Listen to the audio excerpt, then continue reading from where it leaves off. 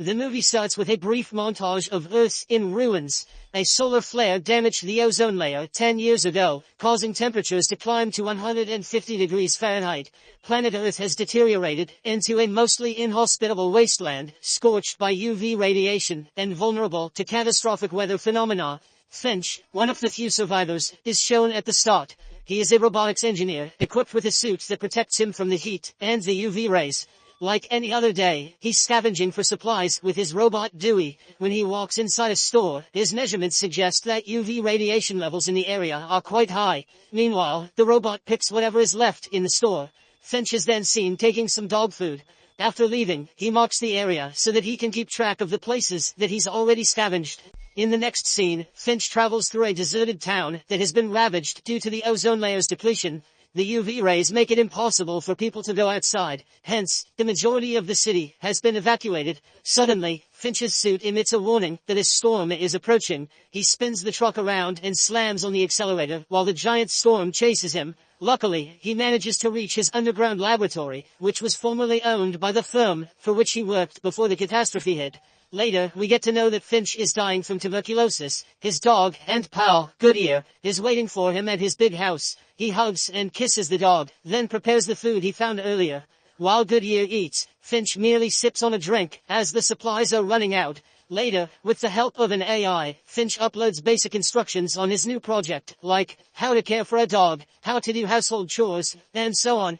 Since Finch loves Goodyear more than anything, he is working on creating a highly specialized robot to care for him after his death.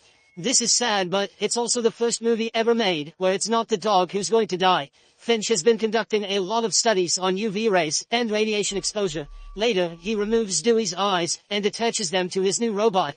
After turning the robot on, he starts transmitting data to it. After a lot of failed attempts to communicate, the robot finally nods its head, symbolizing that he is understanding what Finch is trying to convey. Finch is overjoyed by the reaction from the robot, and the fact that he's made it one step further. He also plays with his dog, believing that he might soon have a new friend. Finch then tells the robot to mention something about himself. The robot says that he has some rules, such as not harming humans, but the most essential rule is that in Finch's absence, he must take care of Goodyear at all costs. All of a sudden, the power goes out. Finch heads out to repair the wind turbine. He connects the cable, after which the lights are restored. Inside, the robot names himself Jeff. Meanwhile, a gigantic storm is seen coming their way. Finch comes back and connects Jeff to the weather station so he can make a forecast. Jeff says that 4 different storms will approach them in the next 24 hours, and they will not be able to avoid them. He also forecasts that it will last roughly 40 days. Hearing this, Finch believes that they have to leave the place soon. He also presumes San Francisco is their best option. Finch then starts to build the robot's full body. After finishing it, Finch increases the robot's transfer rate and starts teaching him how to walk. Following a bit of practice, Jeff successfully starts walking.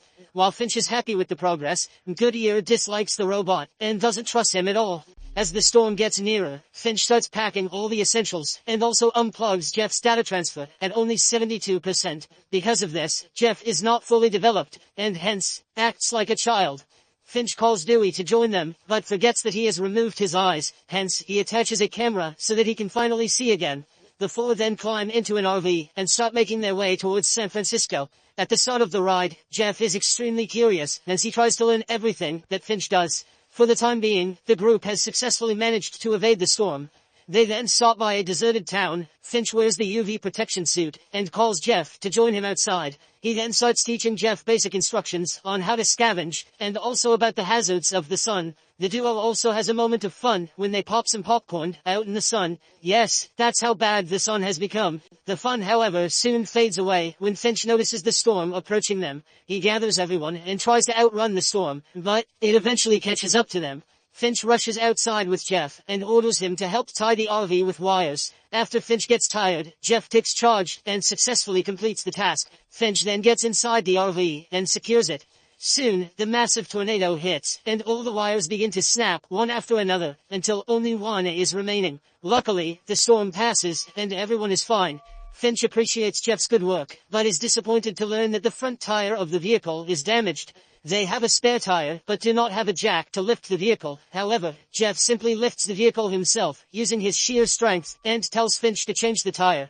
The next morning, Jeff attempts to communicate with Goodyear, saying that he is trying to learn the dog's language. But Finch wakes up and makes him understand that it will take some time for him and Goodyear to be on good terms. Later that day, a board points out that San Francisco is 1,522 miles away.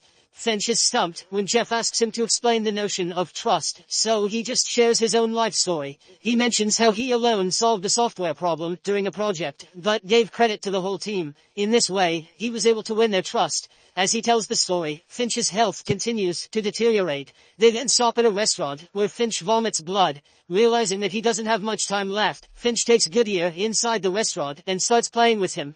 Meanwhile, Jeff is toying with the RV. He puts on songs while he tries to drive. Because of his clumsiness, he lets go of the handbrake, and the RV hits a car. When Finch confronts Jeff, he acts all innocent. He then reverses the RV, only to crash it again.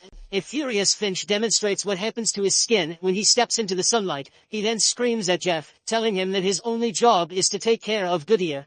After they leave the restaurant, Finch decides to teach Jeff how to drive. At first, Jeff is clumsy as usual, but he soon gets the hang of it and starts driving smoothly. Finch is pleased by this, but the doggo remains skeptical. At night, they stop by the road to camp. There, the beautiful northern lights can be seen, as the ozone layer is no longer present. Jeff suggests that they could drive at night, mentioning that daylight is hazardous. However, Finch teaches him that hungry people approach at night, and it's dangerous. In the morning, Finch vomits blood, and is also shivering. Jeff takes good care of him, asking if he should call the doctor.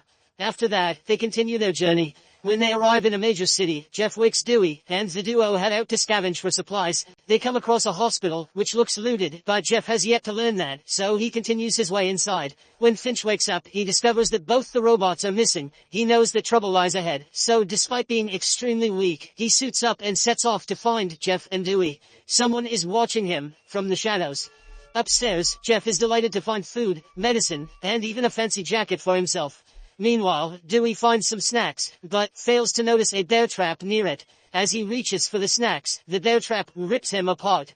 After a distraught Finch finds him, he apologizes, and turns off his power. Dewey wasn't the favorite anyway. Soon, Finch hears a rumbling sound, and finds Jeff as well. Finch stresses that they cannot stay in the place any longer, as it is not safe for them. Both of them then make a run for it, but Finch is barely managing to stay on his feet. When they reach their RV, they immediately speed away, but a vehicle starts following them. After traveling a distance, Finch hands over the steering to Jeff, telling him not to make any mistakes from now on. He also notices the car still following them. They turn off the headlights, as Jeff is able to see in the dark. While the mystery car still pursues them, Finch suggests Jeff to step on the accelerator and speed up. As they are driving into a storm, Finch grabs the wheel and steers it off the road. He intends to use the underpass instead. Despite Jeff trying his best to explain that the height of the RV is higher than the underpass, Finch does not listen, and eventually it crashes, and the RV's solar panels are destroyed. After the crash, Jeff uses his strength to push the RV inside. The car that was following them approaches. However, it stops for a moment, and then drives away. Once he's confident that the people have gone, Finch rushes outside and discovers that all of their solar panels have been damaged. He blames himself for his poor judgment and also mentions that he cannot repair it. Jeff assures him that he can take them to San Francisco, but Finch snaps at him to stop talking. A furious Finch then returns to the vehicle while Jeff stands outside in the rain. After a little snooping, Jeff comes inside and tells Finch that he thinks they'll make it to the Golden Gate Bridge in San Francisco. Meanwhile, Finch shares another story and relates why he doesn't trust people and how he discovered Goodyear in a bag. He mentions that Goodyear was terrified and alone and how he promised to protect him at any cost. Finch adds that hunger can turn any good human being into a killer, but it turned Finch into a coward as he kept hiding while some young boys killed a young girl and her mother in a supermarket. The next morning, another road sign points out that it is 480 miles to San Francisco. Jeff is on the wheel while a weak Finch rests. Suddenly, Jeff notices a butterfly on the windshield. He pulls over, awakens Finch, and points to the butterfly. Finch gets up and stretches his hand out, only to find it unaffected by the sunlight. He then steps outside and feels the sun. The UV radiation has decreased to the point where it is no longer a threat. I'm no scientist, but this seems like bullshit. He sees a flower and another butterfly and laughs heartily. As they continue their journey, they pass flowering plains.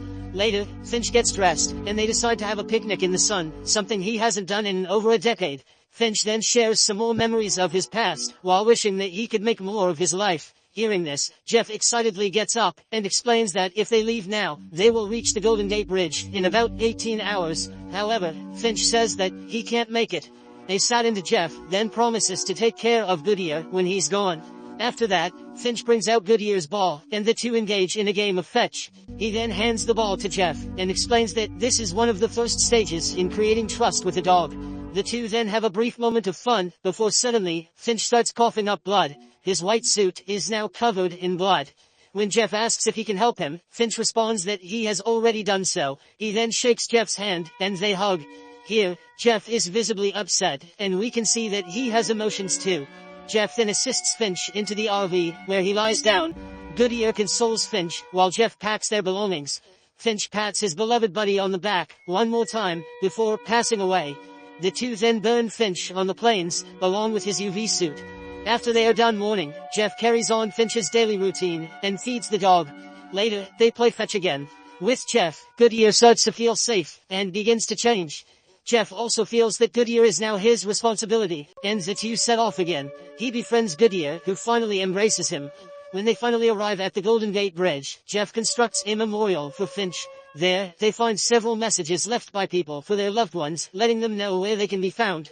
This concludes that there are more survivors, with the possibility of family members being reunited. In the final scene, Jeff sticks his drawing of Finch, Goodyear, and himself on the fence. The two of them then leave for somewhere new.